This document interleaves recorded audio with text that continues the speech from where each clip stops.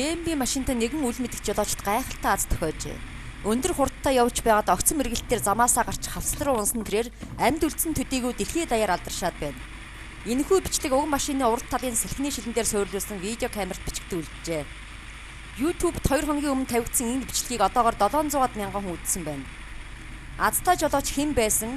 Осол хаана гарсан төдийлөн тодорхойгүй байгаа бөгөөд хүмүүсийн таамаглаж буйгаар Америкийн Аризона мужид энэ осол тохиолдсон байж болзошгүй юм. Өндрөөс доош ниссэн жолоочд амьд үлдэх магадлал бараг үгүй байсан тул энэхүү амьд бичлэг интернет алдаршаад байгаа бололтой.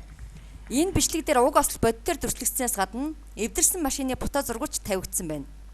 Энэ нэг талаас замын цагдаа нарт хөдөлгөөний дүрм зөрчилж илрүүлэхэд ихээхэн тус болохоор зүйл болжээ. Бичлэгээс харахад BMW-ний жолооч нисэхээс өмнө замын хөдөлгөөний дүрм зөрчин хурдаа хэтрүүлж огцон мэргэлтүүдийн үед эсрэг урсгал руу орж байгаа нь ажиглагдж байна. Мөн ийм аюултай ослын үед жолооч нь амьд үлдэж чадсан нь BMW брендийн машин хичнээн бат бөх болохыг харуулж байна.